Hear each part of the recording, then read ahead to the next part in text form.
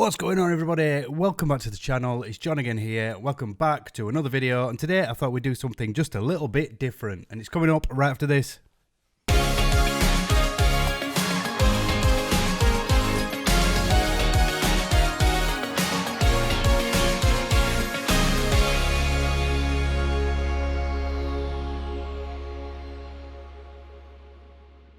So yeah, welcome back. Today I thought we'd do something quite fun and a whole heap of shenanigans and all that tomfoolery, and we would react to my hospital video. I've never done a reaction video before, and I'm looking forward to it. So without further ado, let's react. Here we go. I'm nervous. Don't really like watching myself. Oh god, I'm quite apprehensive about this. I know I watched it once when I edited the whole thing, but I'm still quite nervous about watching it. So like I say, without further ado, let's go.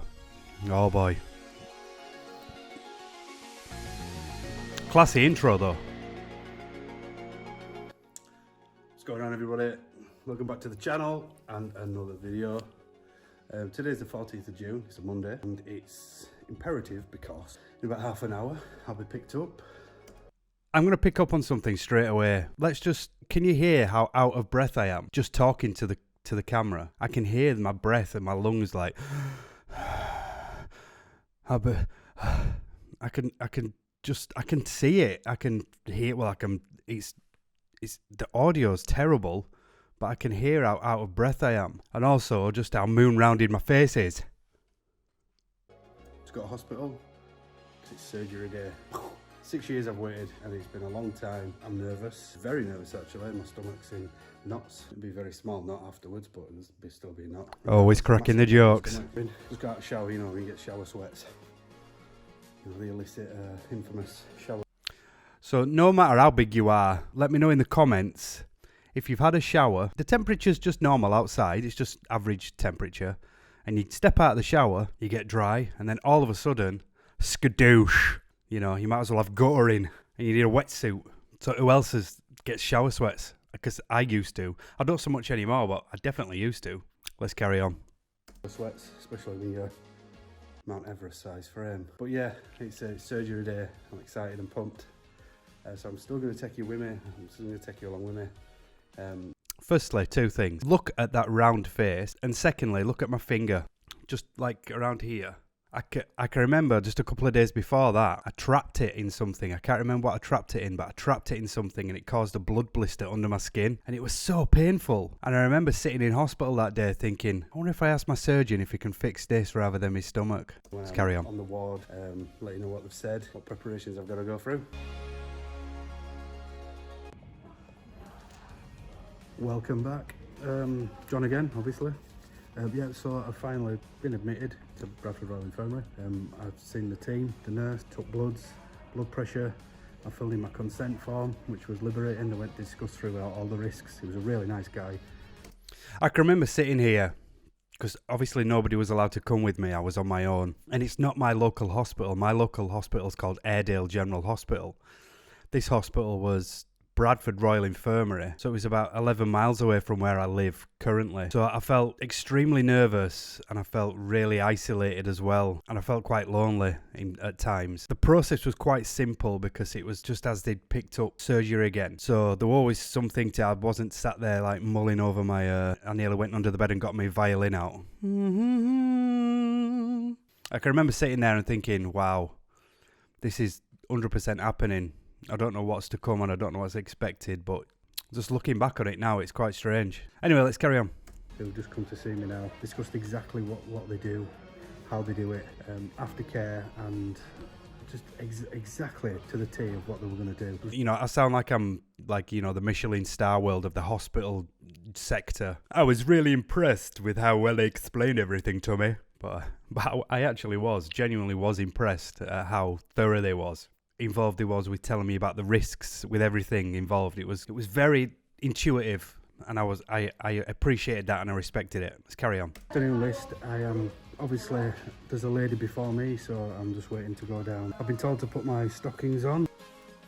At this point, I've got a nice little TV. I wanted to occupy my mind, which is why I was like, I'm going to document this and film some stuff. And I was nervous, I was scared. So yeah, that's it. And I thought, I'm just going to start filming stuff just so it occupies my brain so I don't have to overthink about what's to come. I'm excited, I'm nervous. And I'm casually sat there with stockings on, hospital stockings, twiddling my feet like I'm doing the river dance. And I'll tell you a little thing, about 10 seconds after this I was still doing it and the nurse walked in to ask me if I was alright. And I was like, I had my back to her and I was like prancing around in me. She was like, oh, sorry. I was like, oh no, it's alright, I'm just filming some stuff. She was like, oh, alright, okay, sorry. And like walked out sheepishly. Anyway, let's carry on. Actual dishcloth. I thought, what do you want me to do that? Wear it or do dishes? And when she handed me, I was like, what do you want me to do? Where am I dusting? Oh, you want me to wear these? Sorry. I was like, where have you bought that from? Like the cleaning aisle in Asda. But you had to wear those. I don't know, everybody does when they go for surgery, but there wasn't the comfiest things in the world. I don't even know why I did this. I'm just keeping myself occupied and entertained. I think that's like the biggest gown they do. Ginormous, well maybe not, but it was one of the biggest. It was massive. And even when they gave me it, I was like, that's going to drown me. Put it on, fit me like a glove. I was absolutely devastated. But yeah, I thought I had to be really select. I had to wait for the nurse to walk past into another room. Jumped up right quick, started dancing and all that malarkey. I just cannot believe how big I am. Now, if you notice at the start of the video, I was wearing a t-shirt with like a logo here. I'm going to put up a picture now of me wearing that t-shirt. Look at this. Oh yeah. That's that t-shirt I was wearing. It's enough to get me, my missus in. I'll show you that picture as well. There's me and my missus in it, in that picture, in that t-shirt. Anyway, let's carry on. Immediately after surgery, let's go. Hey guys. Oh my God. I'm out of theatre. When I was creating this video, I was like, obviously I want a thumbnail that draws people attention to come and get some information from this video. This is all genuine. This is all 100%. My eyes could not focus straight at all. There was going to the back of my head. I do not know how I managed to pull my phone up and click record and talk to the camera. I'd literally just woken up at this point, but still in my head I was like, I need to get my phone and document how I feel, and I managed to do it. I can't remember actually doing it all that well, but I did. But look at the size of it. My face is humongous. My blood pressure's high, but she's okay with it because she thinks it's just from surgery, the anxiety. I knew I was lying to myself at this point. So yeah, at the minute, my blood pressure was high because I was the size of a mountain. That is why my blood pressure was high. As a rule, I came out of hospital with blood pressure. I came out of hospital with blood pressure tablets, and I'm sure it's better now. I'm sure it's in a whole different league now, but I knew I was lying to myself at this point. Even when I got to hospital, my blood pressure was high. Afterwards, the day after, it was high as well. And I knew I was lying to myself, and I felt a little bit of a... Well, I did feel like a liar because I knew I was just lying. But that's what you do. You try to cover up what you already know. And that sucks. I mean, I was trying to be honest the best I could, and they said that was the reason for my blood pressure being so high, but I knew the real reason. I do get questions about this a lot. Did you find out why it took longer than expected? When I went to see my surgeon not long ago, he did say the procedure, as a rule, can take about 45 minutes. Mine took about an hour and a half, just because I was a bit bigger, and that's it. That's the only reason why. He said nothing was complicated. Everything was fine, it went okay. Look how bad quality this picture is. Look at all that grain and noise in it. I didn't think. Look, my iPhone. But I mean, I used to film on iPhone back then, and it was awesome to do it. Like, look, I mean, this was about 6 hours after the anaesthetic had wore off a little bit. I didn't feel as bad. The gas pains were still prominent, very, very prominent. It was terrible. So this is the day after. It's about 8 o'clock in the morning. They've got zero chill in the morning of hospital. How many people have been in hospital? They finally got off to sleep, and then that lady comes in and asks you what you want for your dinner. Morning, love. What you having for your dinner? Here's a list. You got to tick it off, and you're like, oh. Sorry, love. You know, is this a call for war? You know, and there's doctors rummaging around. I know this is a hospital. You know. but when you feel a bit banged up and under the weather and not feeling your best. But yeah, I felt a lot better at this point. I can't get over my face there. It feels like I've got a face within a face, like my face has been pushed in and the other parts have like come around. That was never going to happen. As soon as I started to drink, I was like, there's no chance in hell that I'm going to be able to drink 200 mils in an hour. There's absolutely no way. I know that they try and force that onto you, but you just really need to do whatever you can. Do the best you can and just drink whatever you can. Forget this, oh, you got to drink this amount in and out. Forget it. Forget it.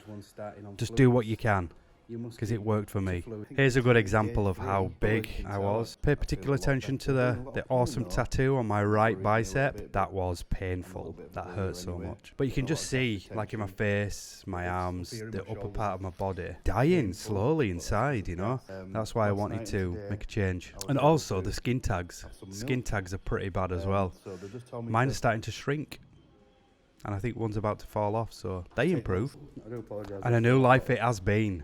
It's been an absolute roller coaster, and watching this back, it just brings those like memories and how I felt then.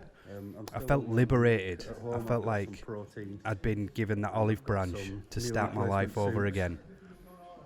And although it's not been easy, I'd do it all again tomorrow. So yeah, as you can see, I've got that t-shirt back on again that I showed you previously, which fits me fine here. Absolutely fits me like a dream. So yeah, my time as here is done. It all went smoothly, it all went right. Good morning everybody, it's John here, and this is my wow. I mean, this is a great representation of the difference in my face. I will get a little bit closer. I'm happy to be home. I'm sleeping. I mean, I'm saying, I'm not trying to be big-headed or anything, but I can see it now.